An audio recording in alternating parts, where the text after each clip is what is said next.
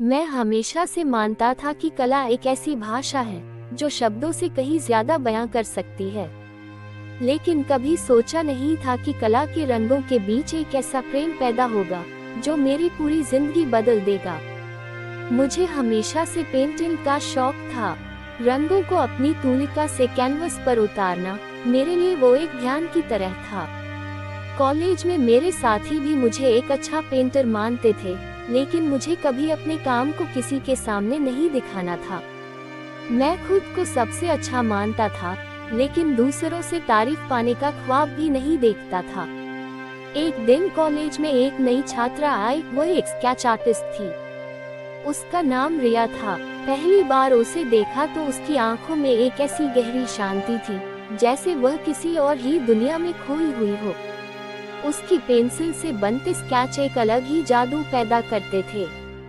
उसकी कला ने मुझे बहुत प्रभावित किया, लेकिन फिर भी मैं उससे बात करने से कतराता रहा।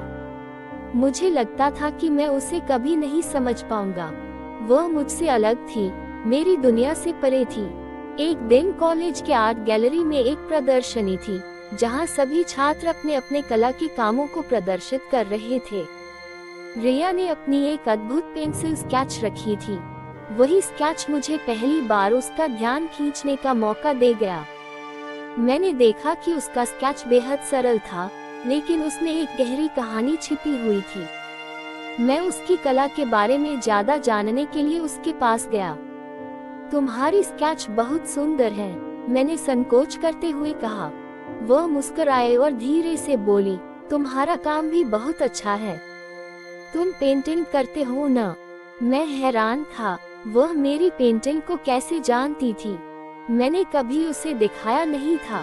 फिर उसने समझाया, तुम्हारे कैनवस पर जो रंग होते हैं, उनके पीछे की कहानी मुझे बहुत दिलचस्प लगती है।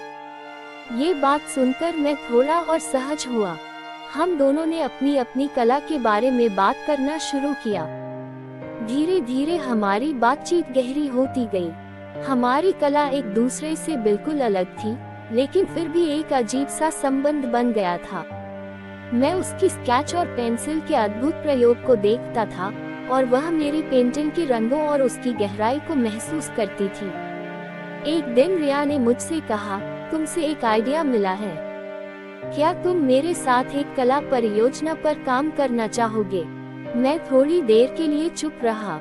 मैंने कभी भी किसी के साथ साझेदारी में काम नहीं किया था, लेकिन रिया का प्रस्ताव मुझे आकर्षित कर रहा था।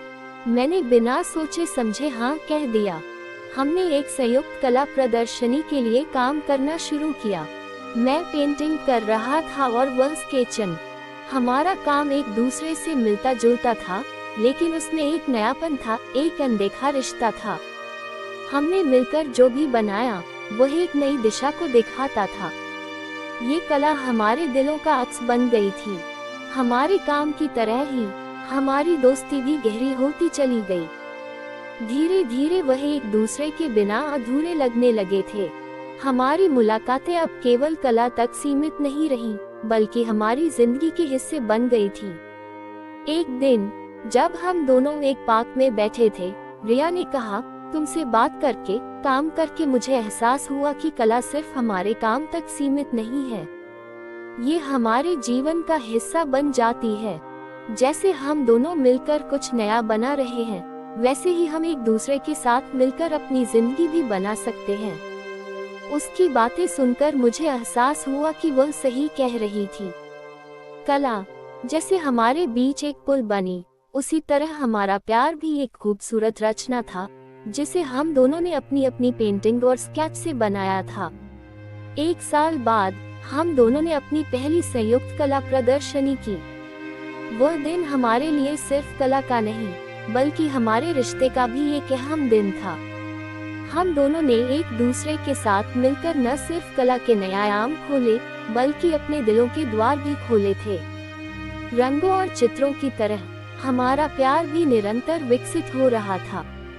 वह प्यार जो दो कलाकारों की सृजनात्मकता और समझ से जन्मा था, आज हमारे जीवन का सबसे सुंदर हिस्सा बन चुका था। वीडियो पसंद आने पर वीडियो को लाइक और सब्सक्राइब करें।